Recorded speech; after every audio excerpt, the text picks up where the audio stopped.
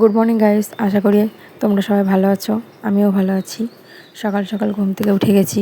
মামামকে ব্রাশ করিয়ে তারপরে ফ্রেশ করে দিচ্ছি। সকালের কেবল 1% কাজই হয়েছে। প্রতিদিন সকালে এটাই আমার প্রথম কাজ, যে মাম্মাম উঠবে, ওকে রেডি করাবো, ওকে খাওয়ানো, এগুলাই। তো সেই কাজে আমি সকালবেলা লেগে গেছি। তো তারপরে এই যে সংসারের কাজে হাত দিয়েছি কেবলই। প্রথমে বিছানাটা উঠিয়েছি, ওঠানোর পরে মামামকে উপরেই খেলতে দিয়েছি, যে উপরে খেললে আমি নিচের কাজগুলো করতে পারবো।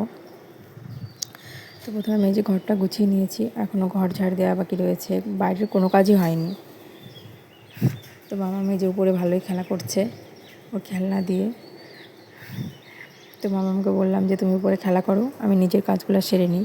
আমি ঘরটা ঝাড় দিতে হবে, তাই ভাবলাম তোমাদের সাথে গল্প করি আর কাজগুলো সেরে নিই। মামামকে বিছানার উপরে রেখে শান্তি নেই, শুধু নিচে নামার চেষ্টা করে। তো ওই জন্য ওকেও নিচে নামিয়ে নিয়েছি। ও খেলা করছে, আমি আমার মতো ঘরটা পরিষ্কার করে নিচ্ছি। একটা কথা কি বলো তো বন্ধুরা, ছোট বাচ্চা থাকলে কোনো কাজই ঠিকমতো হয় না। যাদের বাড়িতে ছোট বাচ্চা আছে তারাই বলতে পারবে যে ছোট বাচ্চা নিয়ে কাজ করা কতটা কষ্টের। তো মামামের মতন খেলা করছে, আমি আমার মতো কাজ করে বেড়াচ্ছি। আর বারবার ওকে দেখছি যে ও যেন কোনো দুষ্টুমি না করে বা পড়ে না যায়।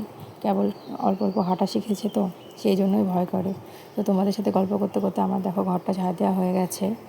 দেখো বন্ধুরা, এই যে আমার মেয়ে কত দুষ্টু, কি কানে নিয়ে সারাদিন ধরে খেলা করে। আর সারাদিন এই যে আয়নার সামনে যাবে, নিজেকে দেখবে, আয়নার মধ্যে ওকে দেখলে মনে হয় কি আর একটা বাচ্চাকে দেখছে, সেই জন্য সারাদিন বেবি বেবি করবে আর আয়নার সামনে যাবে 100 বার। কিন্তু ওটাই ও পছন্দ করে। তারপরে ওর মতো খেলা করছে, দেখো না একটু স্থির নেই, শুধু দৌড়োদৌড়ি, ওইগুলোই পছন্দ করে। তো এই যে তারপর বাইরে দেখো সমস্ত কাজ পড়ে রয়েছে, জামাকাপড় কাছাকাছি কত কাজ রয়েছে। তো মামাকে আমি বাইরে নিয়ে চলে এসেছি, যে ও বাইরে একটু ঘোরাঘুরি করলে আমি অন্য কাজগুলো করতে পারবো। তো সেটাই দেখো, আমার মেয়ে শুধু দৌড়োদৌড়ি করে খেলা করছে। এখন এই যে সমস্ত কাজ পড়ে রয়েছে, বাসনপত্র পড়ে রয়েছে, কোনো কাজই হয়নি, কোনো কাজই করতে পারিনি এখনও আমি। তো এটাই, যে মামাম একটু খেলা করুক, আমি বাকি কাজগুলো সেরে নিই। উনি বাইরে যে পাখি দেখছে, পাতা কত কিছু দেখছে, ওইগুলো দেখে ওর খুব ভালো লাগে। আর একা একা ওর মতো ও খেলা করে। ও একটু খেলা করলে আমিও আমার সংসারের কাজগুলো করতে পারি, কিন্তু ভয় লাগে। ছোটো বাচ্চা তো কখন কি হয় না হয়, পড়ে যায় তো কান্নাকাটি করবে, সেই কারণে ওকে সবসময়ের জন্য চোখে চোখে রাখতে হয়। তো ভাবলাম যে ওর মতো থাকুক, আমি একটু কাজ টাজ করে নিই, কারণ মামাম অনেক দুষ্টু, ও কারো কথাই শোনে না।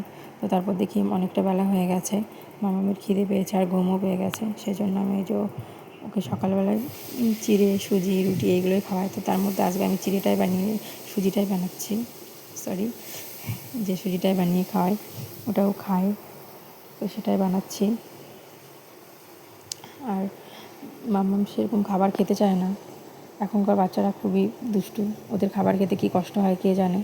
কোনোই খাবার খেতে চায় না, যেটাই বানায় না কেন একটুখানি খেয়ে আর ওর ভালো লাগে না, কিছুই খেতে চায় না। খাওয়ার সময় শুধু দুষ্টুমি করে, শুধু বায়না যে খাবে না খাবে না। তো সেই কারণে অনেক চিন্তায় থাকি, যে বা অনেক নতুন নতুন খাবার বানিয়ে খাওয়ানোর চেষ্টা করি, যে ও কী খায় না খায়। তো তারপর মামামের খাবারটা আমি বানিয়ে নিয়ে চলে এসেছি, যে ওর যেহেতু ঘুম পেয়ে গেছে, তাড়াতাড়ি করে ওকে খাইয়ে দিই আর ঘুম পাড়াতে হবে, কারণ না হলে আবারও বেশি রকম রেগে যায়, অতিরিক্ত ঘুম এসে গেলে খুব কান্নাকাটি করে। তা দেখো কেমন দুষ্টু করছে, ওর খিদে পেয়ে গেছে বলে খাওয়ার জন্য বারবার বলছে হাম হাম। তো সেটাই আমি ওই যে ওকে খাইয়ে দিচ্ছি, একটুখানি নিয়ে আর নেবে না। ওর ভালোই লাগে না খেতে কোনো কিছু।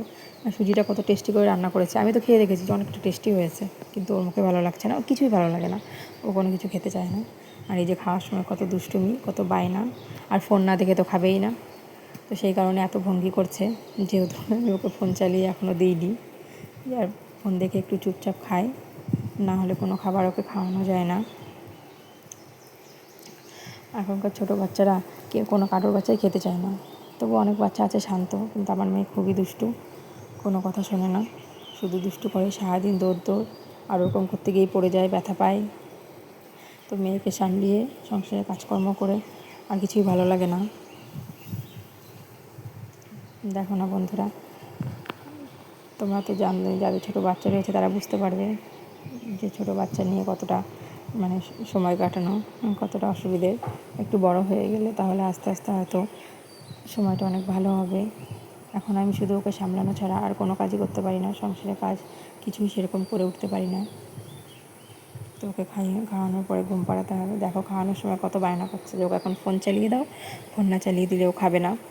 তো সেই কারণে আমি ওকে বলছি একটু খাও, কিন্তু ও কোনো কথাই শুনবে না। তো তারপর আমি ভিডিওটা বন্ধ করে ওকে খাইয়ে নিয়েছি। তো এই যে ঘুম পাড়িয়ে দিয়েছি, সকালের ঘুম দিচ্ছে, এখন ঘুমিয়ে গেল। তো তারপর আমাকে এখন বাকি কাজ করতে হবে। তো টাটা বন্ধুরা, দেখা হচ্ছে পরের ব্লগে। আর এখন আমাকে অনেক কাজ রয়েছে, কাজগুলো করতে যেতে হবে। তোমরা ভালো থেকো।